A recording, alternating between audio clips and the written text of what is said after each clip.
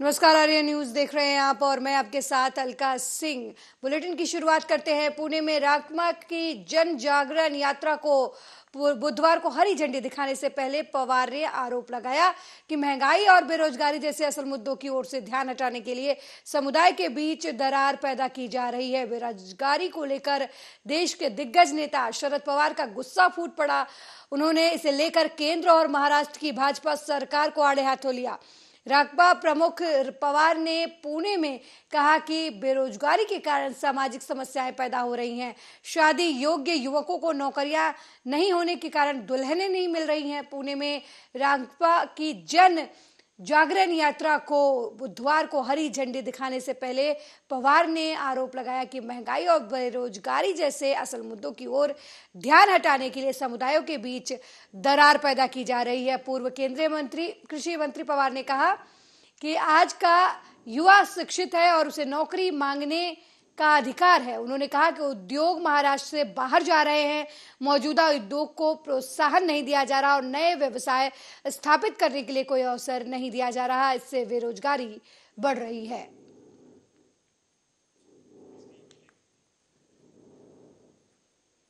वहीं जालौन की उरे पुलिस सर्विलांस और एसओजी की टीम को बड़ी सफलता मिली है। पुलिस मुठभेड़ के बाद 5 शातिर बदमाशों को पुलिस ने गिरफ्तार किया है। वहीं बदमाशों के पास से पुलिस ने 2 तमंचे, 4 जिंदा कारतूस, एक कार बिना नंबर की, बाइक चोरी के जेवरात और 1700 रुपए बरामद किए हैं। पुलिस और एसओजी सर्विलांस की टीम ने कुल 5 अभियुक्तों की पुलिस मुठभेड़ के बाद गिरफ्तारी की है। इनकी गिरफ्तारी कुइयां खड़का कानपुर झांसी हाईवे के पास से ओवरब्रिज के नीचे से पुलिस मुठभेड़ के बाद गिरफ्तारी की गई है। और इन 5 अभियुक्तों की गिरफ्तारी के बाद जो पूछताछ हुई है, जो जानकारी प्राप्त हुई है, उसके अनुसार इन लोगों ने घटना जो कालपी मिनौरा में एक 457 380 का मुकदमा हुआ था, 13 दिसंबर को एक एफआईआर लिखी गई थी जिसमें घर के अंदर में नकबजनी करते हुए इन लोगों ने चोरी की थी। तो उसी घटना का अनावरण हुआ है। ये लोग जब पकड़े गए तो समय ये लोग आपराधिक साजिश कर रहे थे और फिर से ये किसी चोरी या लूट के प्रयास में थे। उसी समय पुलिस की टीम से इनका मुठभेड़ हुआ और इनके पास से जो बरामदगी हुई है, कुल 5 अभियुक्त गिरफ्तार हुए हैं, जिसमें एक अभियुक्त जो है वो महोबा का रहने वाला है, बाकी अन्य 4 अभियुक्त हमीरपुर जनपद के रहने वाले हैं। 4 अन्य वांछित। योगी सरकार का ऑपरेशन क्लीन लगातार जारी है, जो कि अपराधियों पर कहर बनकर टूट रही है। इसी के तहत रायबरेली पुलिस ने महिला की हत्या के आरोप में फरार चल रहे 3 बदमाशों को पुलिस ने मुठभेड़ के दौरान गिरफ्तार किया है।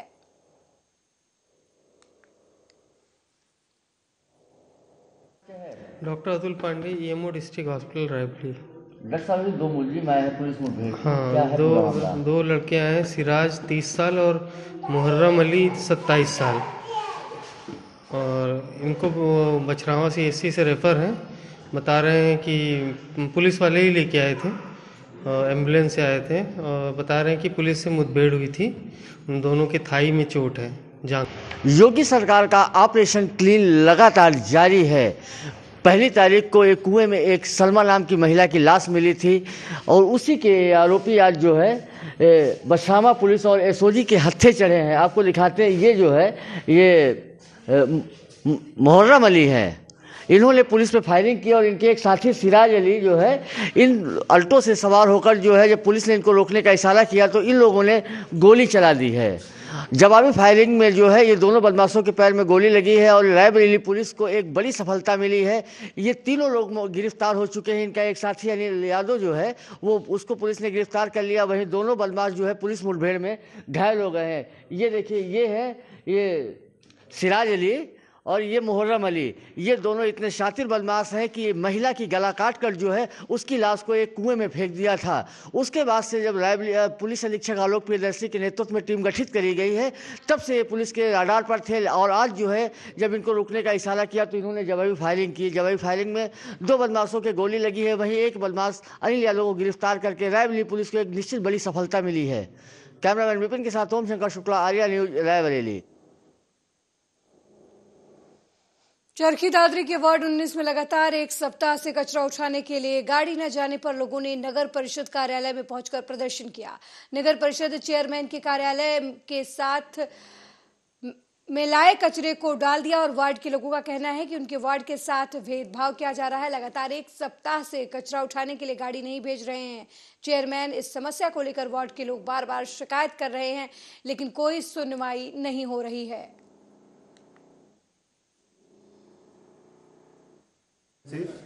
जो पिछले काफ़ी दिनों से कूड़े की गाड़ियों की जो दिक्कत चल रही है मेरे वार्ड में, पहले तो इसने पर्सनल रंजिश में चेयरमैन साहब ने ड्राइवर चेंज कर दिया। ड्राइवर के साथ रंजिश निकाल रहा है, मतलब इस लेवल की राजनीति यहाँ पे कर रहे हैं। ऊपर से फिर नया ड्राइवर, डेली नया ड्राइवर, 2 दिन एक ड्राइवर आता है, तीसरा दिन और ड्राइवर आता है। उनको गलियों का पता नहीं है। 10-10 दिन, 15-15 दिन एक गली में गाड़ी नहीं जाती। अभी पिछले एक हफ्ते से पूरे वार्ड में गाड़ी नहीं गई है। कल मैंने चेयरमैन साहब से बात करी थी, ऑफिस में आके पर्सनली की गाड़ी नहीं जा रही है, तो उन्होंने कहा कि बात करेंगे, उधर बात करेंगे, उठ के और बाहर चले गए। बात नहीं करी ढंग से। आज वार्ड के लोग इकट्ठे होके यहाँ पे आए हैं, उनके सामने ही चेयरमैन साहब से बात करी, तो चेयरमैन साहब मेरे को ये कह रहे हैं कि बदमाशी करने की। मोगा नगर निगम के कर्मचारियों और फेडरेशन की ओर से सरबत के भले के लिए नए साल को लेकर श्री गुरु ग्रंथ साहिब के अखंड पाठ का आयोजन करवाया गया है। हर साल की तरह इस साल भी नए साल की आमद को लेकर मोगा नगर निगम की फेडरेशन की यूनियन और सभी कार्यकर्ताओं और कर्मचारियों से सरबत के भले के लिए अखंड पाठ का आयोजन किया गया। वहीं इस मौके पर नगर निगम फेडरेशन के यूनियन के प्रधान सेवक राम और मोगा की समाज सेवी मालविका सूद और अन्य नगर पार्षदों ने शहर वासियों को नए साल की बधाई दी और मोगा के विकास की कामना की। बिल्कुल सरबत दे भले दा एक कमेटी घर वालों जिहड़ा तीसरा रखा गया पाठ, मन लगता कि बहुत ही वधिया उपराला है और कमेटी जिहड़ी हैगी है साडी मोगे दी शान है। इत्थों दे इंप्लॉइज है, जिन्ने वर्करस है ग्राउंड लैवल ते बड़ा काम करते हैं। सुबह वो उस समय उठे होंदे, सड़कों से होंदे जद आपां सारे अपने घरां दे विच सो रहे होंदे। मैनूं लगदा है कि आपां नूं सारिआं नूं उन्हां दा शुक्रिया अदा करना चाहिए कि वो अपने मोगे दी सेवा करदे। ये तां ही पॉसीबल है क्योंकि जिहड़े इंप्लॉइज है मोगे दे नाल खड़े। मैं यही संदेश देना चाहूँगी कि नवा साल शुरू होया, अपना मेन मकसद होना चाहिए कि आप मोगे शहर का किवें भला करिए। आप पार्टीबाजी तो उपर उठ के जिहड़ा लोगों का भला करिए, चाहे वो किसी भी पार्टी का होवे। मैनूं लगदा है कि समय आ गया है कि हुण जिला रेवाड़ी के औद्योगिक कस्बा धारूहेड़ा के सेक्टर 6 स्थित से खबर है, जहां पर एसबीआई एटीएम के केबिन में बदमाशों ने घुसकर लूट के इरादे से प्रवेश किया। फिर वहां लगे सीसीटीवी कैमरे को धुंधला करने के लिए जैसे ही ऊपर स्प्रे किया तो बैंक के कंट्रोल रूम का सायरन बज उठा और सूचना के बाद वहां पुलिस के पहुंचने से पहले ही बदमाश फरार हो गए। उनका लूट का प्लान विफल हो गया। पूरी वारदात की तस्वीरें लूट से पहले की सीसीटीवी कैमरे में कैद हो गई हैं।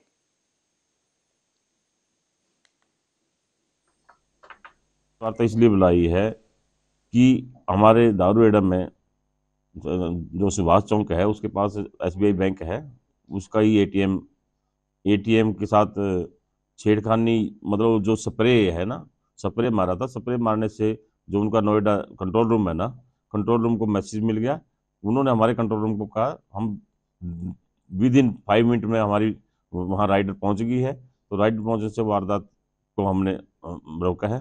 तो उसमें फुटेज में एक जो लड़का है तो उसने मुंह बांध रखे है और उसने उसके साथ मतलब मशीन के साथ तो नहीं छेड़खानी करी थी, लेकिन उसने जो हमारा वो कैमरे लगे हुए हैं ना अंदर, उसमें स्प्रे मारा था। स्प्रे मारने से वो अलार्म बज गया कंट्रोल रूम में, तो उससे हमें सूचना मिल गई। सूचना मिलने से मौके पर पहुंचे। कहाँ की पूरी बात करें क्या? ये कोई रात के कोई 10:30-11 बजे की बात है, 10:30-11 बजे की बात है।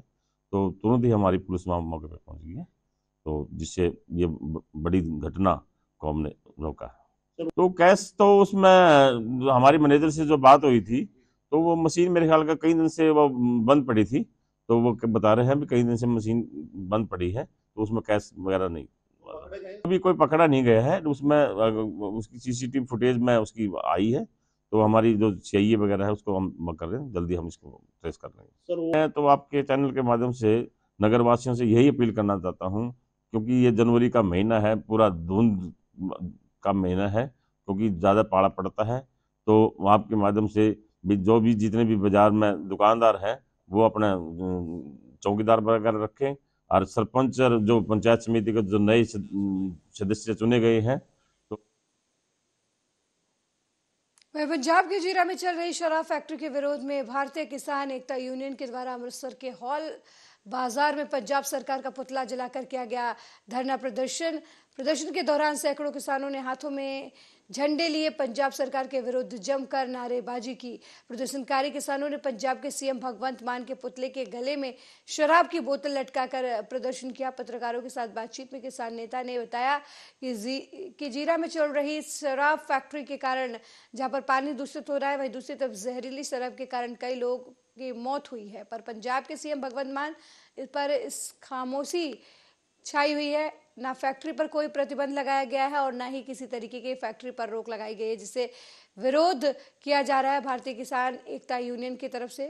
पंजाब भर में जीरा शराब फैक्ट्री के विरोध में धरने प्रदर्शन किए जा रहे हैं। भारतीय किसान एकता यूनियन के द्वारा पंजाब सरकार को चेतावनी भी दी गई है कि अगर ये फैक्ट्री बंद नहीं हुई तो आने वाले समय में इसके परिणाम और गंभीर होंगे।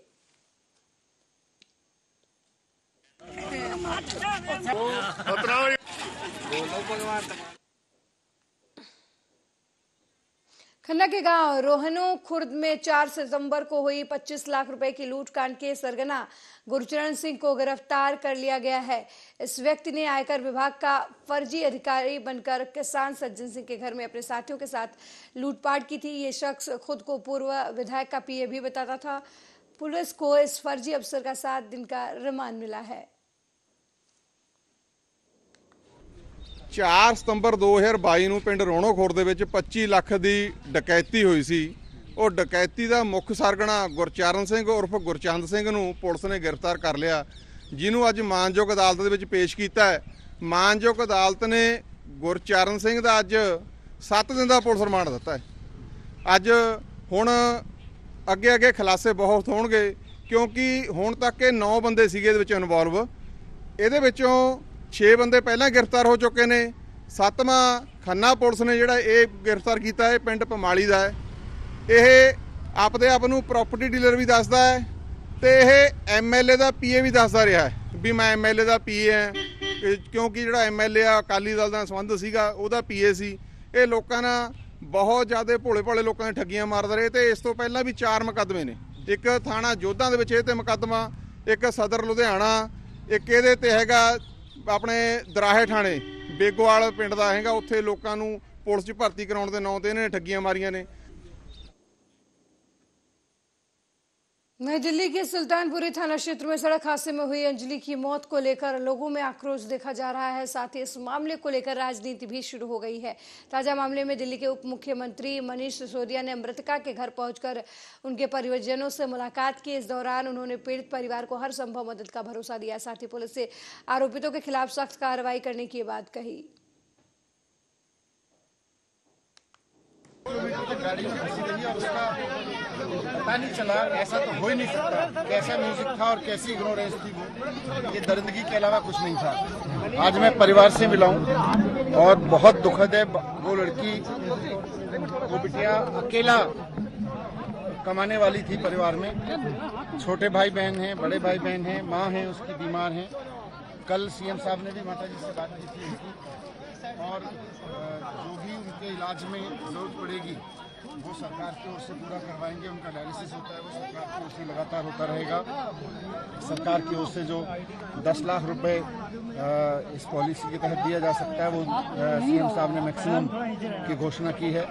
साथ साथ इनके परिवार की यहाँ मांग थी कि भाई हमारे परिवार में किसी व्यक्ति को तुरंत नौकरी पे भी रखा जाए, तो हमने उनके परिवार से कुछ लोगों के कागज़ लिए हैं और जल्द से जल्द उनको किसी तरह का रोजगार दिलाने की कोशिश करेंगे। उनको अभी परिवार बहुत गरीब है, तो अभी भी कुछ ज़रूरत है तो मैंने अपने पार्षदों को और एमएलएज को कहा है कि यहाँ से लोकली सामाजिक रूप से भी तुरंत मदद करें और सरकार की ओर से भी पूरी मदद रहेगी, नौकरी के लिए भी मदद। घर में चाकू मारा गया है, पांडव का तेजाब डालने की कोशिश की गई, लगातार घटनाएं घट रही है दिल्ली में। ये बहुत चिंताजनक है क्योंकि ये अनफॉर्चुनेट है कि इस समय भारतीय जनता पार्टी पूरी तरह से केवल और केवल अपनी सारी शक्तियों को विपक्ष को खत्म करने पर लगा रही है, जबकि इन शक्तियों का इस्तेमाल। वहीं जबलपुर शहर के नागरिकों को एक और सौगात केंद्र सरकार की ओर से मिलने वाली है। जबलपुर के कटंगा चौराहे से 700 मीटर का लगभग 24 करोड़ का एक फ्लाईओवर निर्माण किया जाना है, जिसका भूमि पूजन किया गया है। वहीं भूमि पूजन के मौके पर जबलपुर सांसद राकेश सिंह, कैंट विधानसभा क्षेत्र के विधायक अशोक रोहानी समेत भारतीय जनता पार्टी के तमाम नेता मौजूद रहे। जबलपुर बहुत तेजी के साथ अपना स्वरूप बदल रहा है। कभी जबलपुर को एक बड़ा गांव कहा जाता था, आज जबलपुर में विकास कार्यों की एक तरह से हम देखें तो झड़ी लगी हुई है। देश के यशस्वी प्रधानमंत्री माननीय मोदी जी और मध्य प्रदेश के मुख्यमंत्री माननीय शिवराज जी, उनके नेतृत्व में जबलपुर में विकास के जो कार्य हो रहे हैं उनके बारे में कभी सोचा भी नहीं गया था। उसी क्रम में आज कटंगा पर ये फ्लाईओवर जो लगभग 24-25 करोड़ रुपए की लागत का होगा, लगभग 700 मीटर की लंबाई का होगा, ये कटंगा चौराहे पे होने वाले अक्सर लगने वाले जाम से क्षेत्र के लोगों को निजात दिलाएगा। आज नए वर्ष में सबसे बड़ी सौगात जबलपुर को यातायात को सुगम बनाने के लिए यह मार्ग वास्तव में बहुत व्यस्त मार्ग है। इसके आज 24 करोड़ रुपए की लागत से लगभग 700 मीटर की लंबाई का यह फ्लाईओवर का आज भूमि पूजन माननीय सांसद राकेश सिंह जी के कर कमलों द्वारा होने जा रहा है। निश्चित रूप से बहुत बड़ी सौगात है। आने वाले समय में 7.5 किलोमीटर का जो फ्लाईओवर सबसे बड़ा मध्य प्रदेश का, वो उसका काम तेज़ गति से चल ही रहा है और छोटे छोटे फ्लाईओवरों की भी एक शुरुआत जबलपुर में होने जा रही है और उसकी शुरुआत कैंट विधानसभा से हो रही है। हमारे लिए सौभाग्य की बात है। कैंट विधानसभा में ही 2 और फ्लाईओवर लगभग 24 करोड़ की लागत के और भी स्वीकृत हैं, वो भी शीघ्र ही उनके हम भूमि पूजन करेंगे और सौगात भी जबलपुर को हम समर्पित करेंगे। जबलपुर अब महानगर का स्वरूप लेता जा रहा है। बदलता जबलपुर आने वाले समय में आपको दिखेगा, एक नए स्वरूप में दिखेगा और हम सबके लिए यह सौभाग्य की बात है कि डबल इंजन की सरकार मिलकर जबलपुर को। वहीं बीजेपी की कद्दावर नेता और पूर्व मुख्यमंत्री उमा भारती ने एक बार फिर शराब को लेकर बड़ा बयान दिया है। उमा भारती ने कहा कि मध्य प्रदेश की शराब नीति में खामियां थी और इसे मुख्यमंत्री शिवराज सिंह ने भी स्वीकार किया है। हमारी शराब नीति में खामियां थी, हम इसे दुरुस्त करेंगे। जहरीली शराब से लोग मर रहे हैं। विधायक, सांसद और पुलिस प्रशासन जहरीली शराब माफिया की जेब में पड़े रहते हैं। इच्छा में एक अंतर आ रहा है ना। मैं वो हूँ जो चाहूँ तो शराब का नामो निशान दुनिया से ही मिटा दूँ, लेकिन मैं मान जाती हूँ, गम खा जाती हूँ आप लोगों के मानने पे कि दीदी इतना तो नहीं हो पाएगा, लेकिन हाँ एक नियंत्रित वितरण प्रणाली हो। अच्छा, आप पता तर्क क्या देते हैं? क्या हुआ, बिहार में बंद थी शराब तो देखो जहरीली शराब से लोग मर गए। यहाँ तो बंद नहीं है ना शराब, तो मेरे नाम में लोग क्यों मर गए फिर जहरीली शराब से? यूपी में तो बंद नहीं है ना शराब, तो प्रतापगढ़ में लोग क्यों मर गए जहरीली शराब से? ये जहरीली शराब का जो माफिया है ना, ये अलग है। इसका संबंध शराबबंदी और नहीं बंदी से नहीं है। ये अलग माफिया है जो पनपता है और इसके पीछे पुलिस प्रशासन, नेता, विधायक, सांसद सब उनकी जेब में पड़े होते हैं। तो इसका संबंध बताओ कहाँ है? तो इसलिए मैं इस बात को मान गई हूँ। तो मेरी इच्छा यही है कि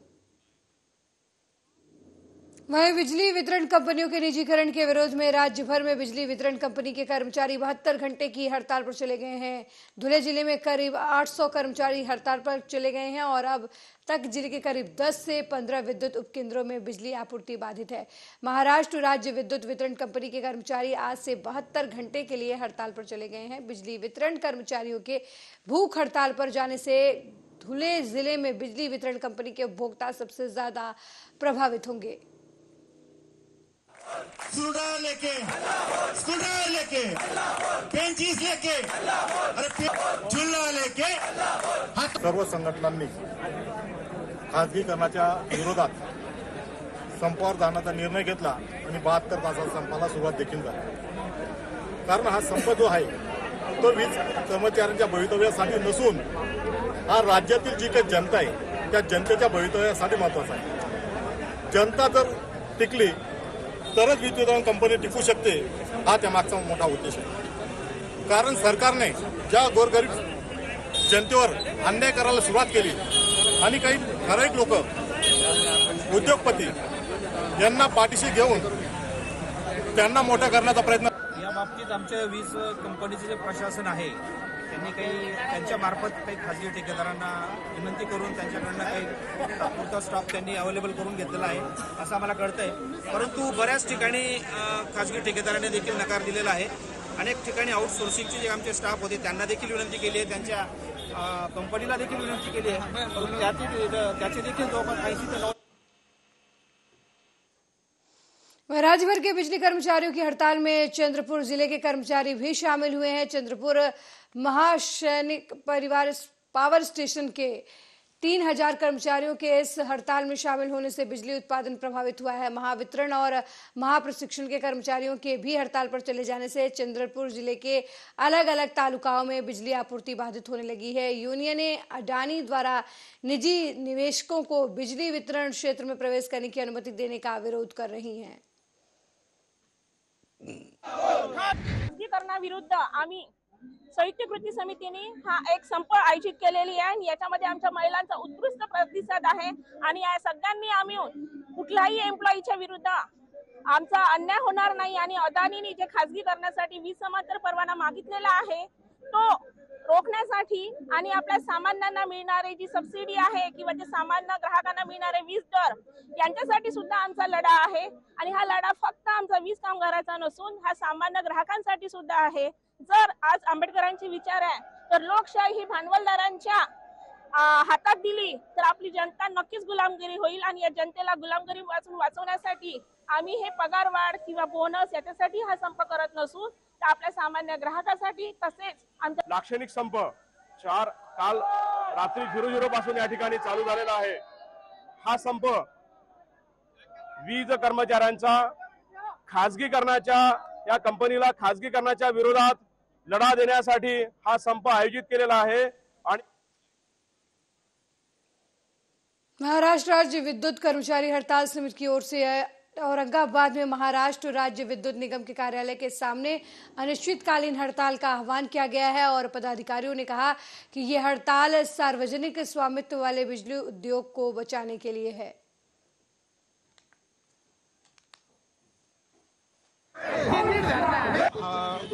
संयुक्त कृती समितीच्या वतीने मागील 1 ते 1.5 महिन्यापासून महाराष्ट्र शासनाला नोटीस देण्यात आली आहे आणि सदर नोटीसकडे कोणत्याही स्वरूपाचं लक्ष न दिल्यामुळे आणि ऐन संपाच्या आदल्या दिवशी चर्चेस पाचारण केल्यामुळे हा संप वीज अधिकारी अभियंता यांच्या मनात नसताना देखील केवळ शासनाच्या आडमुठ्या धोरणामुळे हा संप आम्हाला करावा लागत आहे आणि या संपामागची पार्श्वभूमी अशी आहे की हा संप कोणत्याही आर्थिक मागणीसाठी नाही किंवा कर्मचाऱ्याच्या हिताच्या एकाही मागणीसाठी नाही, हा फक्त जनतेचा उद्योग जगला पाहिजे। अदानी सारख्या या उद्योग खाजगी घशात न जाता हा उद्योग जगला पाहिजे। जनतेचा उद्योग कसा जगेल यासाठी सर्व वीज ग्राहकांना सोबत घेऊन खाजगीकरणाला आम्ही यासाठी विरोध करतोय कारण टप्प्याटप्प्यानं हे खाजगीचं स्लो पॉइझन या वीज उद्योगामध्ये घुसवण्याचं काम सरकारच्या माध्यमातून झालेलं आहे।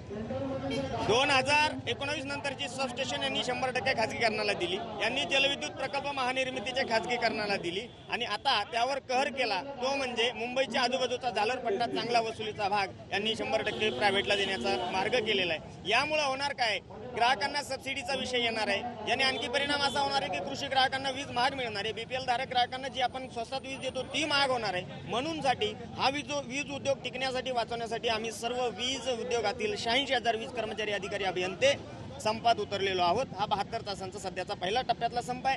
राज्य सरकारनं ऐकावं, डायलॉग करावं आणि यावर तोडगा काढावा। जर नाही काढला तर 18 जानेवारीपासून आम्ही